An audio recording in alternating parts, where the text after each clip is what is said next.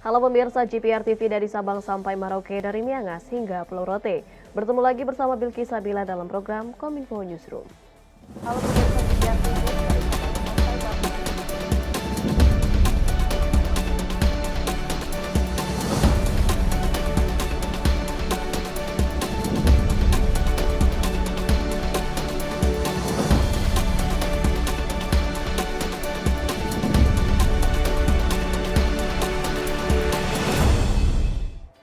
Inilah Kominfo Newsroom selengkapnya. Pemirsa, Presiden Republik Indonesia Joko Widodo turut berharap kasus bullying dan segala bentuk kekerasan terhadap anak-anak tidak terjadi lagi di tanah air. Hal tersebut disampaikan Presiden saat menghadiri acara peringatan Hari Anak Nasional yang digelar di Bogor, Jawa Barat. Memperingati Hari Anak Nasional, Presiden Joko Widodo menanggapi kasus kekerasan anak yang terjadi di Tasikmalaya, Jawa Barat. Presiden merasa prihatin dan telah memerintahkan aparat penegak hukum untuk mengusut tuntas kasus meninggalnya anak SD akibat perundungan dan pemaksaan tindakan asusila oleh teman-temannya. Di mana Presiden menilai pencegahan dan perlindungan anak merupakan tanggung jawab semua pihak, baik orang tua, pendidik, dan masyarakat. Semua kasus kekerasan baik fisik maupun seksual harus diproses secara hukum dengan tegas agar hal serupa tidak akan terjadi lagi. Ya semuanya diproses dengan aturan-aturan yang ada, saya kira semuanya diproses siapapun. Tidak ada yang namanya kekerasan verbal, nggak ada yang namanya perundungan, nggak ada yang namanya kekerasan fisik, nggak ada yang namanya kekerasan seksual, semuanya. Karena memang aturannya itu tidak diperbolehkan dan itu ada pidananya. Saya kira penegakan hukum yang keras, penegakan hukum yang tegas terhadap kegiatan-kegiatan yang seperti itu memang menjadi tanggung jawab kita semuanya untuk memagari agar tidak terjadi lagi. Tapi memang bukan sesuatu yang gampang. Tapi asalkan kita bersama-sama, masyarakat, guru, pendidik, orang tua semuanya bekerja, saya kira akan sangat mengurangi.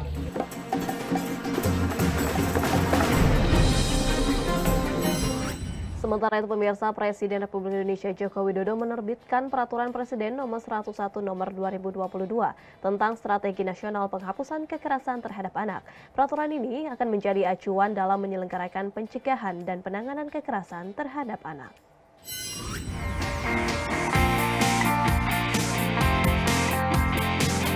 Presiden Joko Widodo menerbitkan Perpres Nomor 101 Tahun 2022 tentang Strategi Nasional Penghapusan Kekerasan Terhadap Anak. Peraturan ini ditandatangani Presiden pada Jumat 15 Juli lalu di tengah ramainya pemberitaan pelecehan seksual di lembaga pendidikan. Kasus kekerasan anak perlu intervensi pemerintah agar perlindungan anak lebih optimal.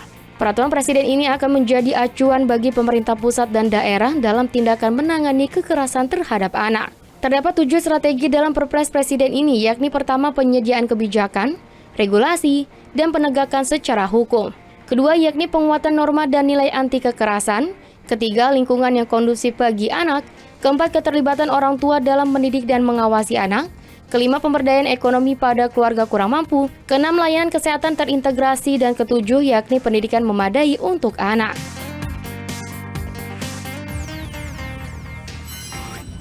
Pemerintah melalui Direktorat Jenderal Guru dan Tenaga Kependidikan kembali meluncurkan program kedua, Guru Belajar dan Berbagi Seri Semangat Guru. Iwan Syahril selaku Dirjen Guru dan Tenaga Kependidikan Pendidikan Dasar menyampaikan, program tersebut menjadi salah satu bukti kesuksesan kolaborasi antara kerjasama pemerintah dengan pihak swasta, yakni Kemendikbudristek dengan HP Indonesia.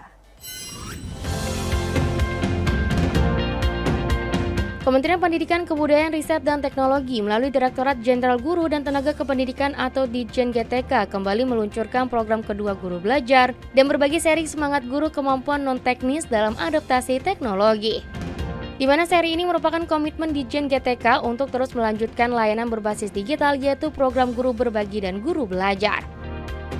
Dalam sambutannya, Direktur Jenderal Guru dan Tenaga Kependidikan Pendidikan Dasar Iwan Syahril menjelaskan, program Semangat Guru 2 yang diluncurkan merupakan salah satu bukti kesuksesan kolaborasi dan kerjasama antara pemerintah dan swasta, yakni Kemendikbudristek dengan HP Indonesia. HP Indonesia kembali berkomitmen untuk mendukung program strategis Kemendikbudristek untuk meningkatkan kemampuan guru dalam area critical thinking, storytelling melalui pelajaran melalui motivasi dan merdeka belajar. Dukungan HP Indonesia terhadap program strategis Kemendikbudristek berimbas baik dalam mencapai masa depan yang lebih baik bagi generasi penerus bangsa. Dirjen GTK juga mengimbau kepada ibu bapak guru yang akan mengikuti program Semangat Guru untuk memanfaatkan momen ini sebagai media pembelajaran untuk pengembangan diri. Membuka program seri Semangat Guru 2, kemampuan non-teknis pendukung implementasi kurikulum merdeka. Saya yakin pembelajaran dan pelatihan melalui program Semangat Guru ini akan sangat bermanfaat dalam membantu mengembangkan konten pembelajaran digital yang nantinya akan ibu dan bapak berikan kepada siswa-siswa tercinta. Tetap semangat dan mari kita terus berkolaborasi bersama.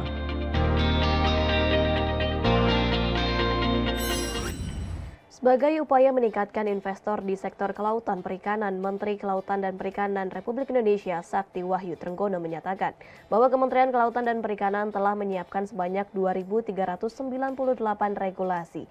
Regulasi ini diharapkan dapat menyederhanakan peraturan perundang-undangan agar ramah terhadap investasi dan merapikan birokrasi.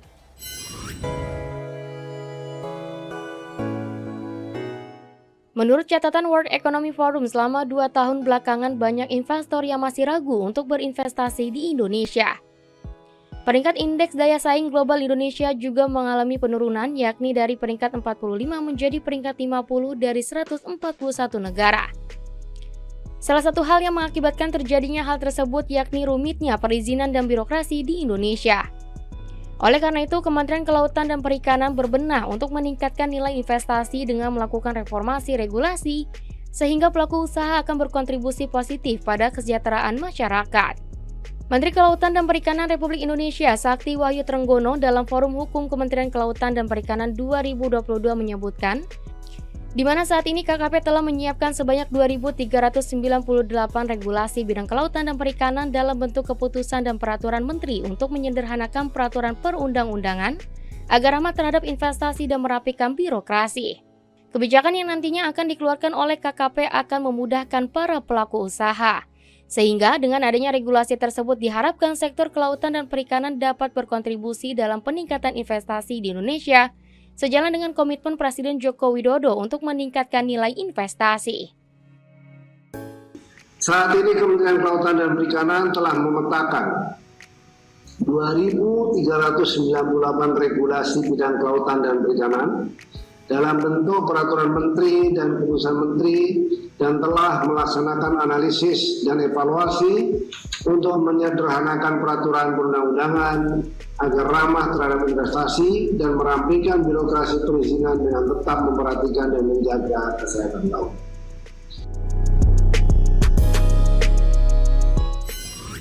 Pemirsa, usai jeda kami akan kembali dengan informasi lainnya. Tetaplah bersama kami dalam Kominfo Newsroom.